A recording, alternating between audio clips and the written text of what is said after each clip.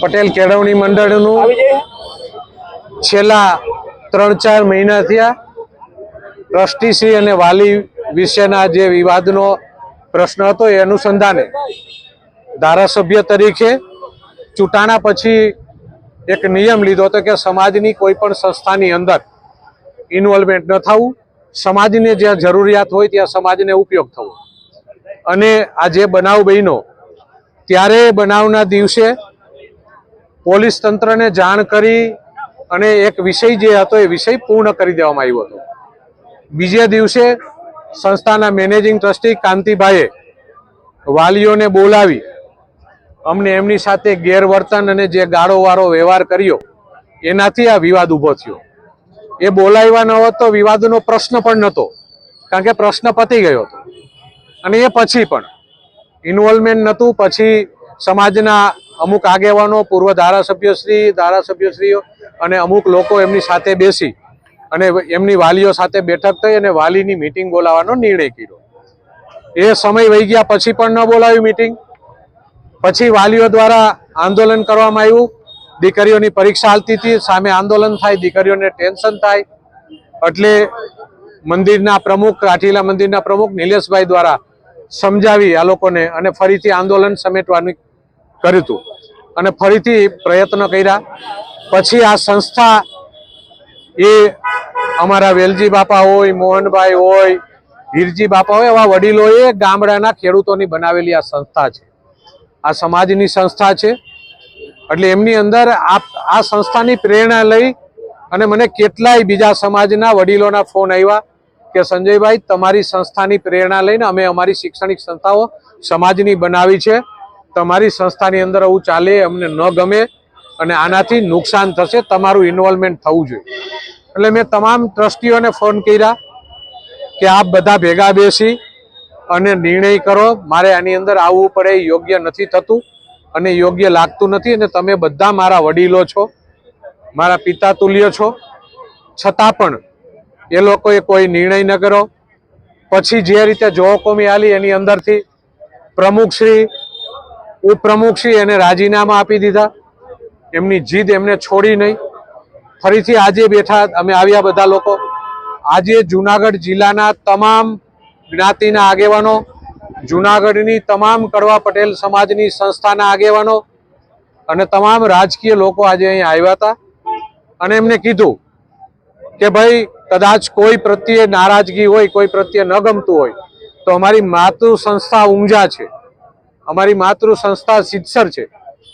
તમે કયો એ 5 આગેવાનોને આપણે અહીં બોલાવી તમારી વાત સાંભળે, આ લોકોની વાત સાંભળે, સમાજની વાત સાંભળે અને એ 5 લોકો જે નિર્ણય કરે એ તમામ લોકોને માન્ય રહે. તો એ નિર્ણય પણ એમને માન્ય ન રાખ્યો, રાજીનામું આપવું નથી.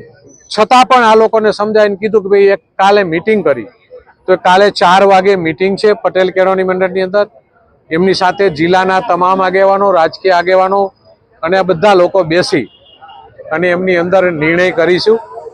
કાલે શું નિર્ણય થાય એમના માટેના પ્રયત્નો કરીશું. ઘરની વાત ઘરમાં રાખવી એ સમાજની જવાબદારી છે ને એવા પ્રયત્નો થઈ રહ્યા.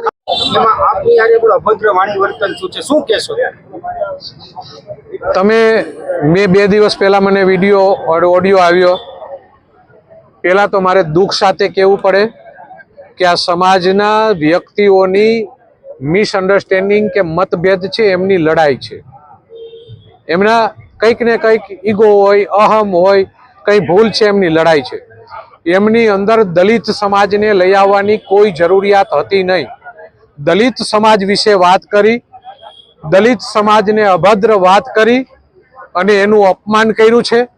હું આજે એક ધારાસભ્ય તરીકે દલિત સમાજના અપમાનને વખોડું છું અને નિંદનીય કરું છું અને તંત્રને વિનંતી કરું છું કે આ અભદ્ર વર્તન બદલ એમની ઉપર કાર્યવાહી થાય.